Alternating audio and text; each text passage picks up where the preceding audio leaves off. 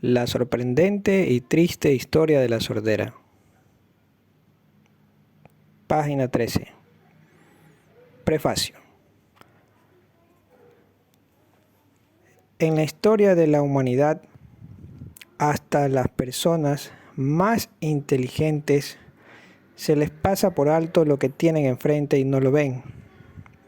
Y con el pasar del tiempo se sorprenden cuando se dan cuenta de lo que antes no vieron. Carta de Marx a Engels.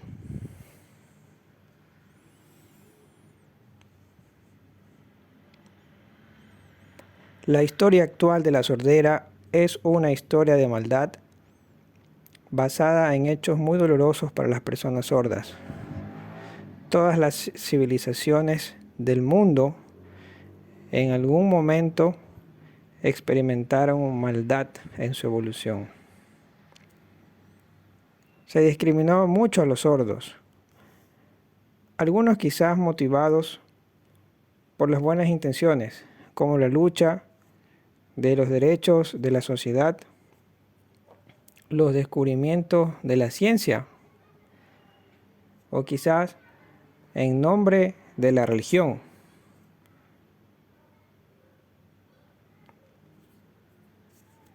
Sin embargo, mucha discriminación hubo y resultaron como víctimas la comunidad sorda mundial.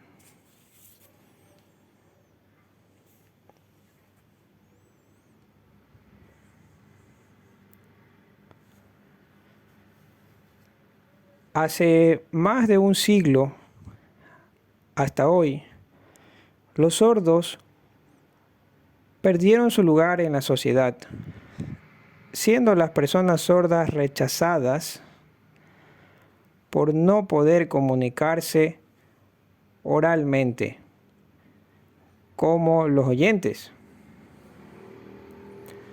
A los niños sordos y a los adultos se les prohibió usar la lengua de señas.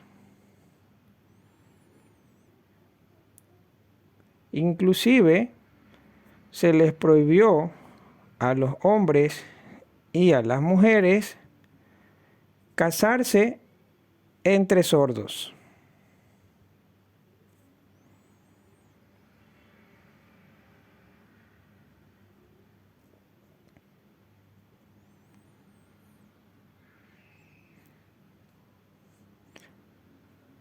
Esta triste etapa empezó en el año de 1880 con las reglas del Congreso de Milán, donde se reunieron profesores oralistas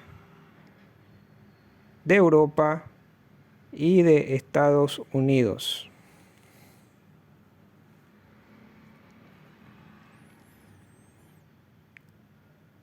Página 14.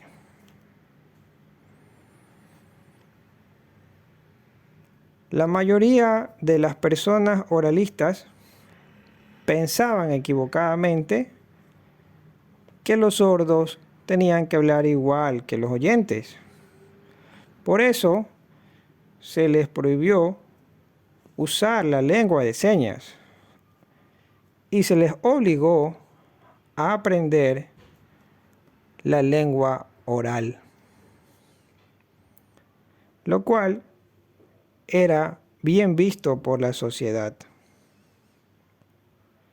El oralismo promulgaba el pensamiento equivocado de que si una persona había nacido sorda o había tenido alguna pérdida de audición antes de aprender el lenguaje oral, sí podía llegar a aprender y comunicarse oralmente bien.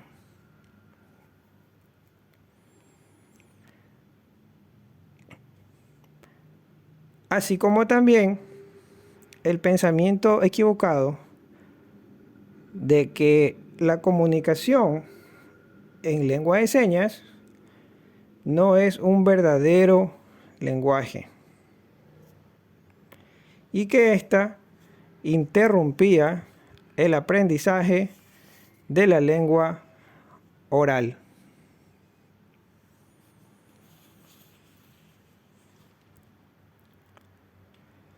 Antes, la comunidad oralista quería que los sordos entiendan y hablen como los oyentes. Como era de esperarse, los intentos para hacerlos hablar fracasaron.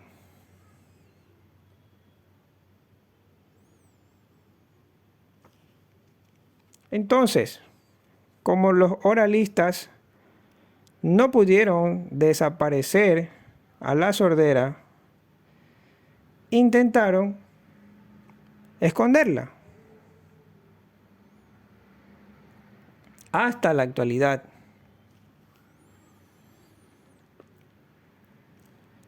Es así como los oralistas decían que si los sordos pueden emitir sonidos y poseen ciertos niveles de audición, no es correcto hablar de sordos. Entonces, la sordera no existe.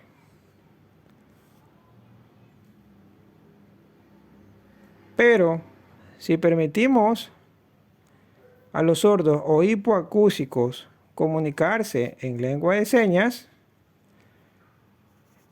estaremos admitiendo que la sordera sí existe. Por lo tanto, se debe obligar a hablar al sordo y él entenderá. Hasta que pueda hacerlo una y otra vez.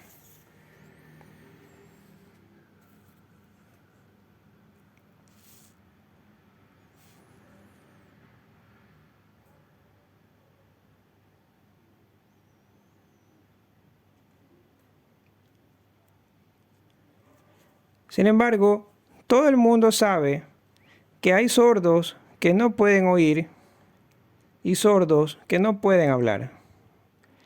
Y esto el mundo lo atribuye equivocadamente a la idea al pensamiento de que son solo sordos. En una prueba de inteligencia, el test de Wechsler, se pregunta, ¿por qué los sordos de nacimiento no logran hablar en la mayoría de los casos?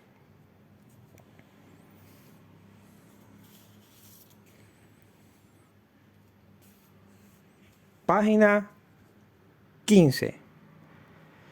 La respuesta es que la persona sorda no puede establecer una conexión entre su audición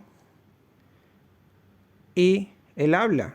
El filósofo René Descartes dice que el sentido común de las cosas es universal y es este el que nos hace creer que es imposible aprender una lengua y utilizarla sin haberla oído antes.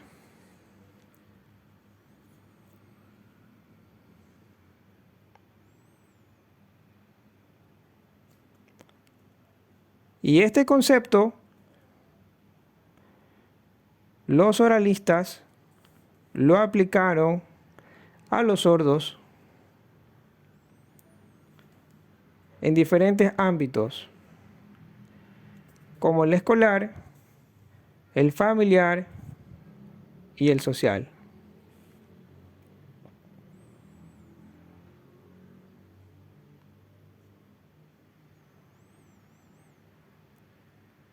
El objetivo de este libro es investigar por medio del análisis de la historia de la sordera de qué se trataba ese sentido común y las consecuencias negativas para la vida de las personas sordas.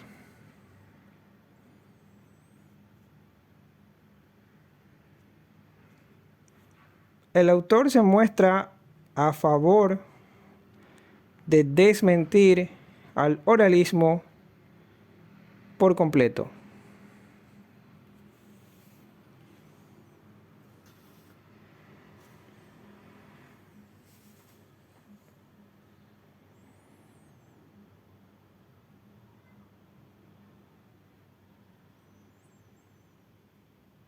Página 16, en blanco. Página 17.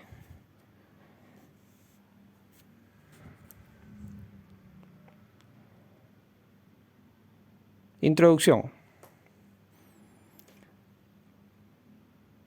Esta historia de la sordera y los sordos se basa en algunos conceptos modernos de la lingüística. El autor sugiere que para una fácil comprensión del texto se puede revisar esta introducción las veces que lo crea necesario.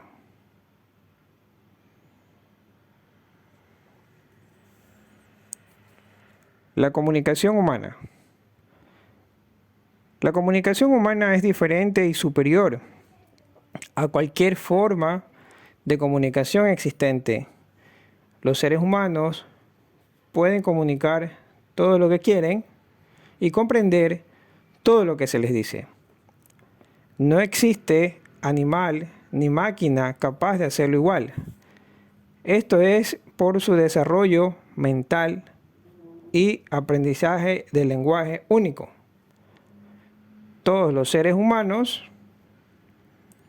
nacen con la capacidad para poder adquirir el lenguaje independientemente de cualquier factor, ya sea racial, social o cultural.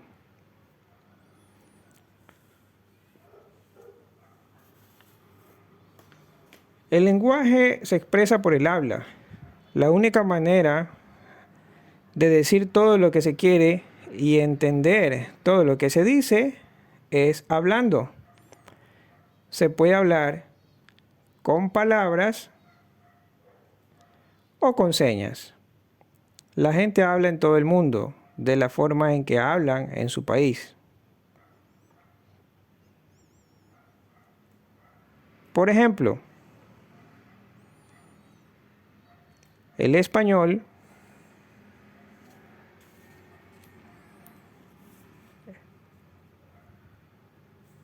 el chino, el ruso, todas estas lenguas son orales porque son usadas por oyentes.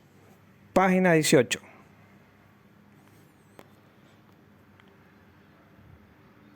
Las personas sordas también hablan diferentes lenguas. En Estados Unidos hablan lengua de señas americana. En Francia hablan lengua de señas francesa.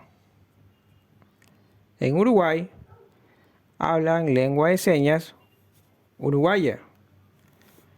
En Venezuela hablan lengua de señas venezolana.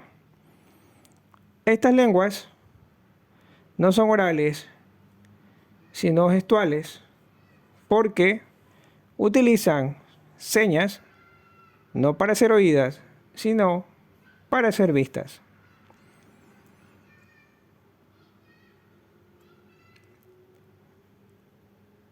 Las personas que hablan una misma lengua pertenecen a una comunidad lingüística y se entienden entre ellos, pero no entienden a aquellos que hablan una lengua diferente. Para que la comunicación sea buena, y podamos entender, el objetivo es que hablemos la misma lengua.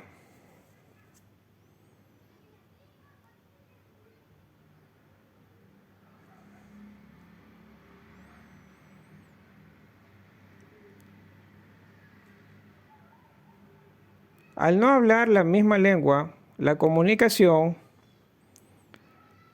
se dificulta y solo se comprende parte de lo que se dice o se malinterpreta el mensaje.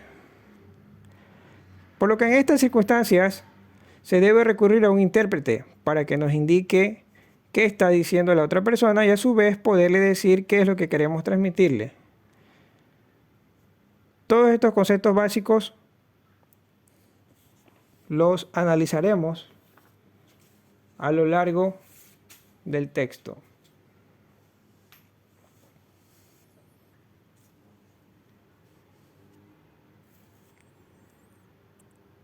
Las lenguas naturales.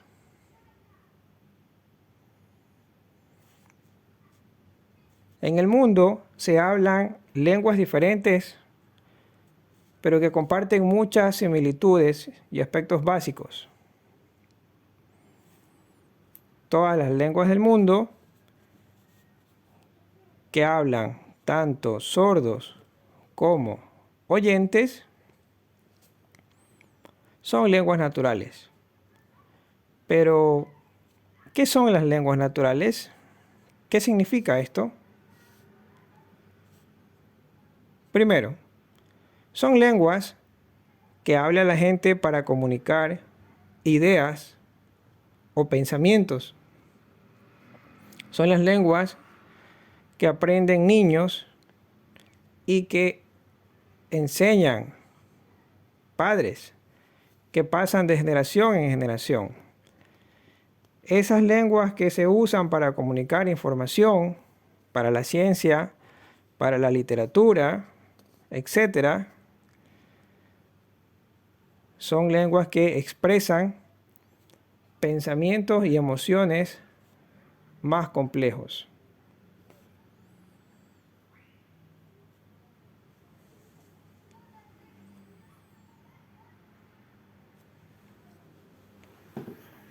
Página 19.